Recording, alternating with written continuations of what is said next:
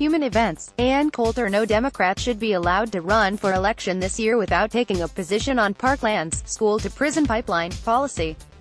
President Obama did a lot of bad things, but pound for pound, one of the worst was the January 2014 Dear Colleague letter sent jointly by his Education and Justice Departments to all public schools threatening lawsuits over racial discrimination. Read more. Nicolas Cruz's psychosis ended in a bloody massacre not only because of the stunning incompetence of the Broward County Sheriff's Department.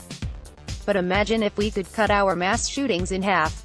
Every place you look in Robert Mueller's investigation, the same names keep popping up: FBI agent Peter Strzok and sleazy, foreign private eye, or British intelligence agent, Christopher Steele. Page is being simultaneously portrayed as an all-powerful spy of Kim Philby proportions, but also a laughable nobody. Unlike the president, I don't call everything incredible, but Trump's State of the Union address was incredible, beautifully delivered. Why does Sen. Lindsey Graham have a seat at the table on immigration? Are Jorge Ramos and Vicente Fox unavailable? One thing no liberal will ever turn down is the opportunity to get a standing ovation for accusing someone else of racism. In order to prove he doesn't have dementia, as alleged in a recent book, President Trump called a meeting with congressional leaders on Tuesday, and requested that it be televised. I never thought I'd see it, but Al Franken has finally gotten around to calling a moving van. When the Titanic struck an iceberg, the crew might have rushed to the storeroom, grabbed the materials and spruced up the ship with a shiny new coat of paint.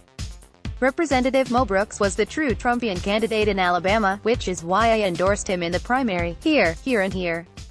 Apparently, the GOP is now the party of child molestation. At least the media tell me that's the meaning of President Trump's endorsement of Senate candidate Roy Moore.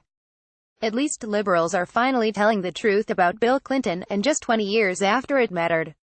Of course, considering it took the Democratic Party a century to discover that slavery was wrong, 2 decades is lightning speed for these moral paragons.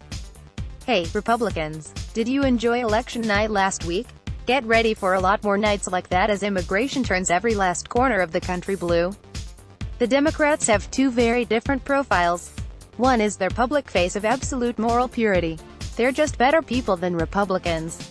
A man in a Home Depot truck deliberately drove into a bike path in Lower Manhattan on Tuesday, mowing down cyclists and pedestrians, crashed into a school bus, then fled the truck, brandishing fake guns and shouting, "Allahu Akbar." Read more. We are now nearly a quarter of the way through the entire Trump presidency, and, depending how the 2018 elections go, we could be at the halfway mark. Liberalism is a sexual assault protection racket. Check out Human Events polls on Lockerdome and Lockerdome.